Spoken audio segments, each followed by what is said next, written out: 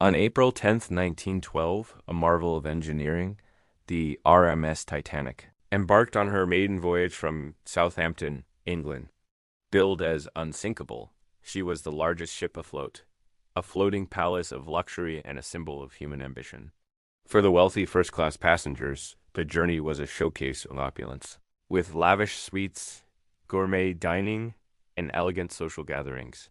For the second and third-class passengers, many of them immigrants, Titanic represented something more profound, a vessel of hope carrying them toward a new life in America. Few could have imagined that this symbol of progress would soon become the setting for one of history's most infamous maritime disasters. But before we get to that fateful night, let's talk about the ship herself. Building the Titanic was a monumental task.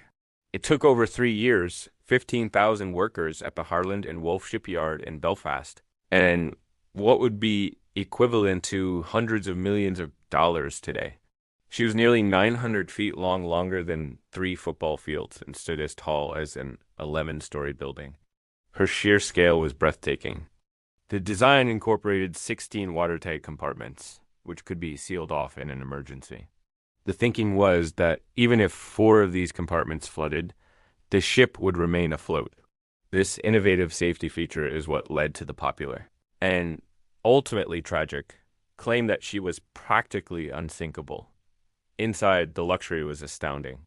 The first-class grand staircase, crowned with a glass dome, was an architectural masterpiece. Passengers could enjoy a heated saltwater swimming pool, a gymnasium with the latest exercise equipment, Turkish baths, and multiple libraries and lounges. Even third-class accommodations, though simple, were considered superior to those on most other ships of the era, with proper beds and dining facilities instead of just open dormitories. The ship wasn't just a mode of transport. It was a destination in itself, a floating city carrying over 2,200 people across the vast, cold Atlantic. The first few days of the voyage were uneventful. Passengers settled into their routines, enjoying the smooth sailing and crisp sea air. But the North Atlantic in April is a treacherous place. Ice warnings started coming in from other ships in the area. We now know that the Titanic's radio operators received multiple messages about sea ice on April 14th, but not all of them were relayed to the bridge. The radio was a relatively new technology, and the operators were employed by the Marconi Company, not the shipping line. Their primary job was to send and receive personal telegrams from the wealthy passengers, which was a lucrative business. This critical breakdown in communication would have devastating consequences. As night fell on April 14th, the sea was unusually calm and flat, described as being like a sheet of glass. This lack of waves made it incredibly difficult for the lookouts in the crow's nest to spot an iceberg, as there was no telltale white water breaking at its base. Compounding the problem, the lookout's binoculars were reportedly locked away, and the key was left behind in Southampton. At 11:40 p.m., lookout Frederick Fleet spotted a dark mass directly ahead. He rang the warning bell 3 times and telephoned the bridge, shouting the chilling words, "Iceberg, right ahead." First Officer William Murdoch, on duty at the bridge, immediately ordered the ship to be turned hard to port and the engines to be reversed. It was the correct maneuver by the standards of the day, but it was too late. The massive ship, moving at over 20 knots, couldn't turn fast enough. Instead of a head-on collision, which the ship might have survived, the iceberg grazed along the starboard side, punching and gashing holes below the waterline. It wasn't one long tear, as often depicted, but a series of smaller impacts that breached 6 of the 16 watertight compartments. The unsinkable ship was designed to float with 4 compartments flooded, but not 6. The math was grim and unforgiving. Titanic was doomed. The initial impact was subtle. Many passengers didn't even feel it. Some described it as a slight shudder, like a train crossing a railway switch. In the first-class smoking room, men continued their card games. But below deck, seawater was pouring in at an alarming rate. The ship's designer, Thomas Andrews, who was on board, quickly assessed the damage and delivered the terrifying verdict to Captain Smith. The ship had, at best, about 2 hours before she would founder. The order was given to uncover the lifeboats and muster the passengers.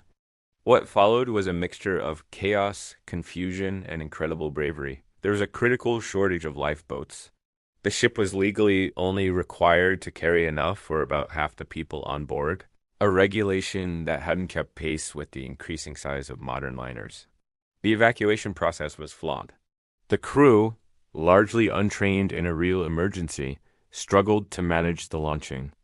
The women and children first protocol was inconsistently applied. On one side of the ship, an officer interpreted as women and children only, sending lifeboats away that were less than half full. On the other side, men were allowed in if there were no women or children waiting. As a result, hundreds of seats in the lifeboats went unused. The class divide became starkly apparent. First and second class passengers had easier access to the boat deck, while many in third class were trapped below, navigating a confusing maze of corridors and locked gates designed to keep them separate. While there's no evidence of a deliberate plot to sacrifice them, their location on the ship and the communication failures meant their chances of survival were significantly lower. As the ship's bow sank deeper, the stern rose high out of the water, creating a terrifying incline. The lights flickered and then went out, plunging the scene into darkness, save for the stars above. One of the most enduring legends is that of the ship's band.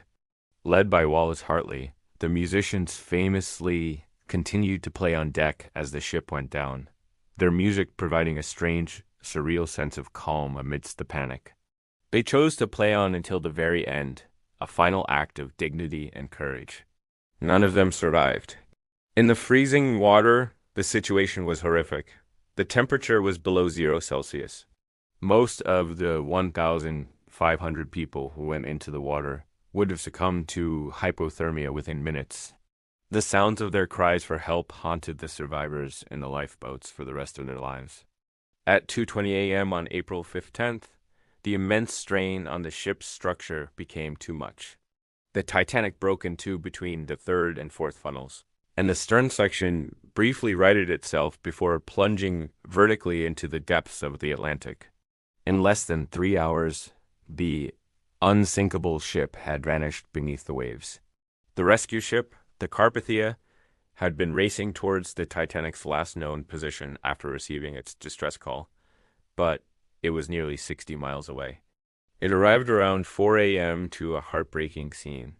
A few lifeboats scattered across an ice field, carrying just over 700 survivors. More than 1,500 people had been lost. The sinking of the Titanic was a profound shock to the world. It shattered the era's confidence in technology and progress. The disaster led to major maritime safety improvements, including the creation of the International Ice Patrol 24-hour radio watches on all ships, and new regulations requiring enough lifeboats for everyone on board. The story has been told and retold, but it's more than just a historical event. It's a human story about courage and cowardice, class and hubris, and the fragility of life. For 73 years, the Titanic lay undisturbed, her exact location a mystery.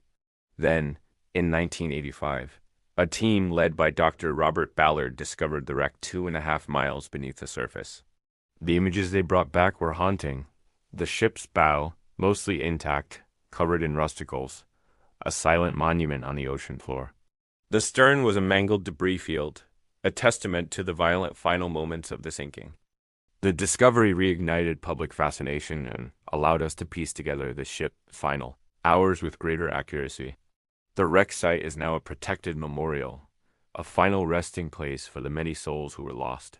The story of the Titanic endures because it reminds us that even our greatest achievements can be undone by a combination of human error, arrogance, and the overwhelming power of nature. Thank you for watching, and if you found this journey into history interesting, please consider subscribing for more deep dives into the stories that shaped our world.